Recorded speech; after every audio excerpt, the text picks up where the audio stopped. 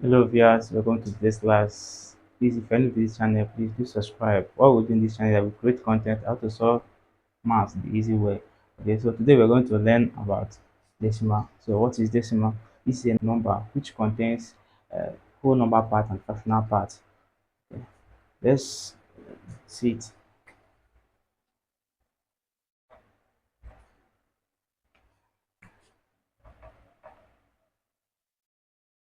So we can say that this is one whole number 1/2. Okay, one whole number, whole number. That is to say that this is the whole number part and this is the fractional part. So to simplify this, you can bring down one.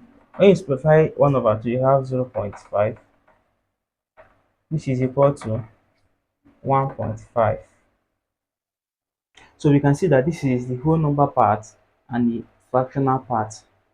Okay, for instance, let's have write this number. You have 37.317.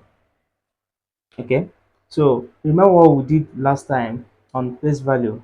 Place value, if you want to read this number, place value will help us to read this number. So let's start. Remember, here is what the ones.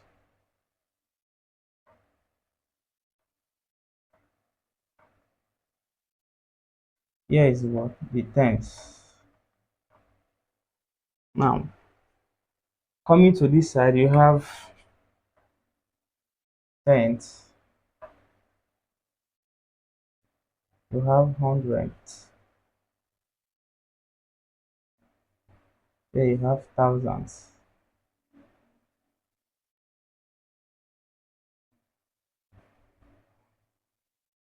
Okay, so how do you read this?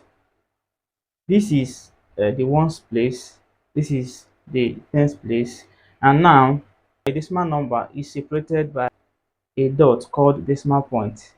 Okay, that is to say this part here, the whole number part, this is the whole number part, and this is the fractional part. Okay, okay, if you want to read this now, so you know that this is the three is in tens position. So you can read this as 37.317. So while reading the fractional part, you don't need to read it this way 300, and so you read it separately. So why is it so? Because the digits on the fractional part, no digit on the fractional part is equal to 1. For instance, this is the 10th position, or this position is our 10th position. This is the hundredth, this is the thousand. So let's take this for instance. You see that this is 3, you know, is in the 10th position, 3/10. So when you simplify this, you have is equal to 0.3. So this is not equal to 1. Remember what I told you, that no digit on the fractional part is equal to 1. So let's take this again. This is the 1 is in the hundredth place. That is 1/100. Or you can say that this is the 1 part of 100. This is 1 part of 10. 1 part of 100, which is equal to 0.01. Okay. So we have 7 here, which is a thousand. That is, when we simplify this, we have, all right. So this is 0.007. So you can see that this digit here, or this number here, is not equal to 1. That's why we read it as 37.317. So none of this is equal to 1. Okay, so we have two types of decimal. We have terminating decimal and the recurring decimal. So let's write.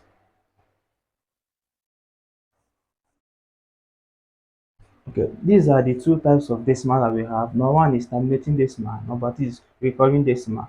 So what is a terminating decimal? This is a type of decimal in which the digits after after the decimal point are limited. Okay, let's write it.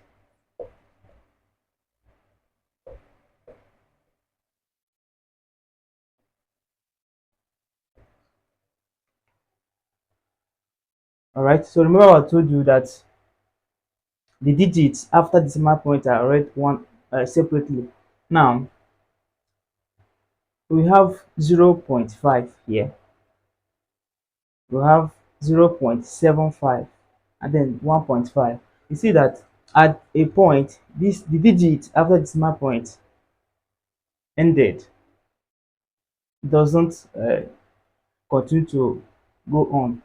So at this point, you can say that this type of decimal is terminating decimal because the digits after decimal point are limited or finite.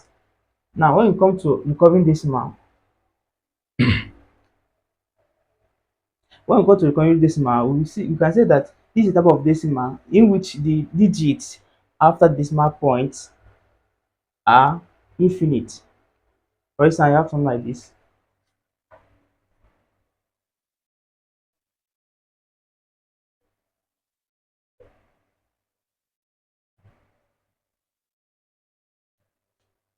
Okay, we can see that this is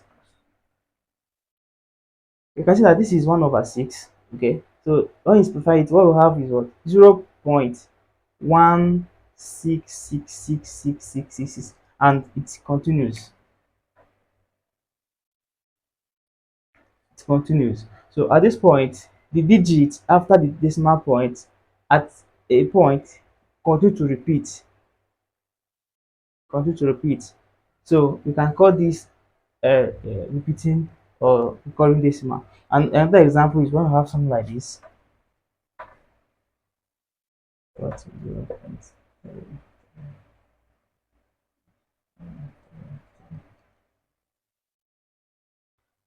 Okay, so we can see that when we spread this, we have 0.33333 and it continues. So we can call this recurring decimal because at a point, after the decimal point, the digit at a point continue to repeat itself and it continues that way. Okay, these are the two types of decimal. Now, let's take a classwork.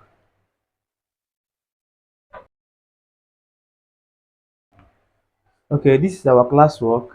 Please try and do it and show me your answer in the comment section. Okay, so please, if you are new to this channel, please do subscribe for videos like this. Our next topic, we're going to look at the addition and subtraction of decimals. Don't miss it.